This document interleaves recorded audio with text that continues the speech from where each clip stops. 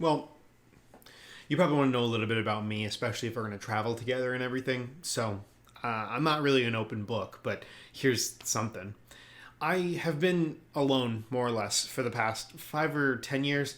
It's kind of hard to keep track. It's by choice, don't get me wrong. I lived with my family at the farm. It's like southeast of here for quite a while. Well into like young adulthood, and they were fine. Like my family's great, and I still love them to this day. I hope they're doing well. Haven't spoken to them in a bit, but like 10 years ago, before I set out on my own, I was just sleeping on my family farm. I think I passed out in the fields. I don't really remember the specifics, but I came to and I was like, I knew I was dreaming. I was definitely in a dream, but I was still in their farm. But like everything was more intense. Everything was shifted and the colors were more vibrant and it just felt more, it felt surreal. It was bizarre. While I was there dreaming or whatever it was, I saw an owl and it was like it almost shimmered. It looked actually, I mean, there it is. It's Omen. He's really polite and friendly. Hopefully that doesn't scare you. So I followed Omen around for a bit. It seemed like he was always trying to lead me somewhere, but I could never find out where. I always woke up or came to before I actually got to that destination. And overall, I realized that it seemed like something that I needed to venture out and discover and figure out on my own. Once I set off on my own and built my cabin and tried to study and learn and follow those kind of visions that I was getting, I did realize a couple of things. I think that location, that dream place that I was in, I don't think it was just a dream. I think it was the Feywild. And I mean, he's certainly Fey. So that part does add up, but I don't know why. Like, I don't know where it's coming from or why I have this connection to this place. So I'm trying to figure that out. And that obviously doesn't directly connect into why I'm traveling with you guys. But last night, Omen led me here. And I saw this fire and I saw you in this field. And I figured I'd come by and introduce myself. I feel like we're meant to be together. Meant to travel together. I hope this doesn't come off too strong. Welcome to class. I'm Trevor, and I post D&D videos every week, generally on Wednesdays. In this video, I'm going to do another video in Feywild month, and I'm going to talk about a character concept. Specifically, I'm going to talk about the character concept for Homer, the Circle of Dreams Druid. My thought process behind this is I wanted to come up with a character that would lend itself toward a Feywild adventure or a Feywild setting. Obviously, this isn't required. Like, you can play in other planes without having a character that has a connection to those planes, but given that Wild Beyond the Witchlight is coming out, I thought that having a character that has a direct causal link to the Feywild, I thought it would just be fun.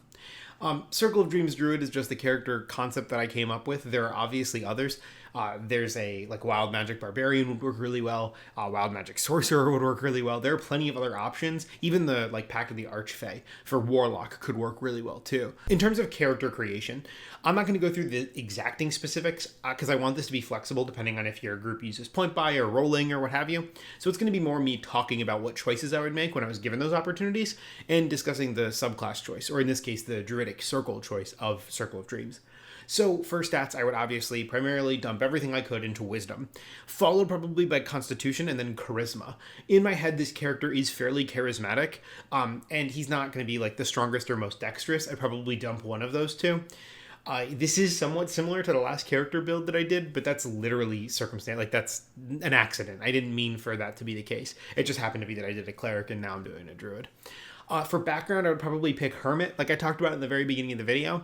Although Homer wasn't a hermit forever, I think that for the last chunk of his life, he was living alone, and he was trying to figure out where these visions were coming from or what have you. I know that this doesn't technically work logically because of when you get the subclass with the druid, you don't get it at level 1. But I don't care about that personally. Even if the dreams were just dreams and then at some point they do transition into something more connected to the Feywild, I'm pretty flexible with that stuff as a DM, so I would imagine the DMs that I would have could be flexible in that regard as well. It's just background flavor. That's all that I'm going for. For skills, as a hermit, I would get medicine and religion. So for the druid, I would pick insight and perception. These all seem like they just kind of coincide with what I'm trying to get from this character. For the Druidic Circle, it would be Circle of Dreams. In terms of spells, what I'm thinking of, the cantrips that I would pick are probably Guidance and Shillelagh. I think Guidance really works in terms of that, like, I mean, dreams, right? Being benefited or booned by this feeling of divine focus. Now, obviously, divine could mean religious, but it also could mean, I'm not meaning it in a religious way when I'm thinking about Guidance for this character. Shillelagh just, I think that works in terms of like imbuing a wooden staff or what have you with this fey essence. And practically speaking, it's just a really convenient cantrip to have on a druid. For first level spells, I was thinking about Charm Person, Fairy Fire, or Speak with Animals. I'm thinking that in terms of the actual animal relationship that this druid would have, it would be more through spells and not through like skills. That those skills may come in time, but it would be more like a gift that they're getting from their druidic prowess rather than from being like naturally talented with animal handling or anything. Later levels, I would consider things like Healing Spirit, Pass Without a Trace, Revivify, Speak with Plants, Summon Fey. Depending on the game, I know summon spells can get really overwhelming or taxing for a DM, but if it's a low player count, I might consider those things. I think Summon Fey especially would be very fitting for this kind of character. Obviously, like I said, those would all come at later levels. I would, if I were to play this, talk to my DM about seeing if they would allow the Wild Companion optional feature. I think it would be really cool, instead of shapeshifting for this druid, to summon Omen and have that like dream fey owl come out of the Feywild and be in the material plane. I could reason a way to make it an actual like wild shape usage if they don't want me to use the optional Tasha's rules, but I just think it would be really fun to be able to do that, and it would be a slightly different way than most druids tend to be played. So, like, thematically, I think it would work the way that I'm envisioning this character. At level 2, with the Circle of Dreams Druid, you get Balm of the Summer Court. You become imbued with blessings of the Summer Court. You are a font of energy that offers respite from injuries. You have a pool of Fey energy represented by a number of d6 equal to your Druid level. As a bonus action, you can choose one creature you can see within 120 feet of you and spend a number of these dice equal to half of your Druid level or less. Roll the spent dice and add them together. The target regains a number of HP equal to the total. The target also gains 1 temporary hit point per die spent, and you regain all expended die when you finish a long rest. It's a healing ability, and I just love the flavor of it. At 6th level, I would get Hearth of Moonlight and Shadow.